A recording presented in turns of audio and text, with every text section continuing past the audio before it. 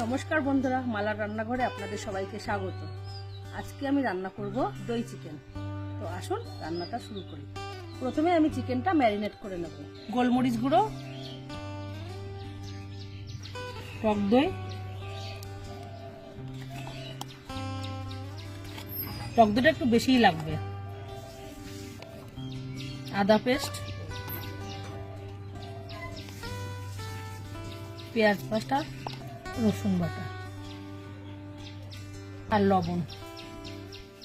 এবার ভালো করে মাখিয়ে ম্যারিনেট করে রাখবো।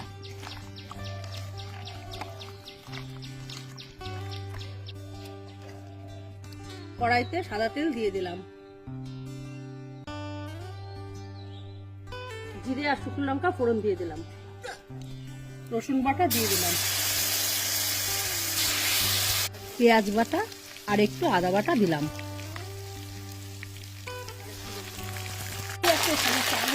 ম্যারিনেট করা চিকেন এবার কড়াইতে দিয়ে দেবো।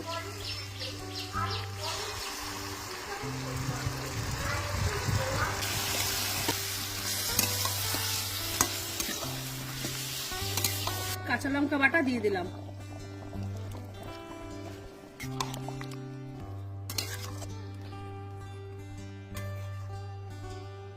এই রান্নাটায় আমি লাল লঙ্কার গুঁড়ো দিচ্ছি না, যেহেতু এটা দই চিকেন, তো সাদা সাদা থাকলে দেখতে ভালো লাগবে। লাল লঙ্কা দিলে তো রং হয়ে যাবে, সেই জন্য কাঁচা লঙ্কা দিয়ে রান্নাটা করছি। যেহেতু চিকেনটা দই দিয়ে ম্যারিনেট করা ছিল, তো অনেকটাই জল বেরিয়েছে, আমার আলাদা করে আর জল দিতে হবে না।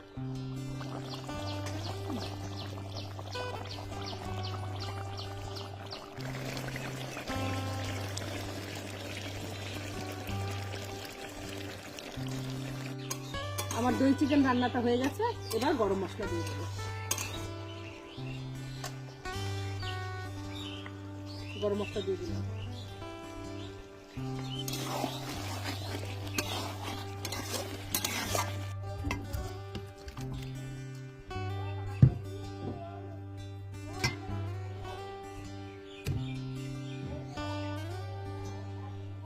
আমার দই চিকেন রান্নাটা রেডি হয়ে গেছে। আপনারা এইভাবে বাড়িতে বানিয়ে খাবেন, অবশ্যই ভালো লাগবে।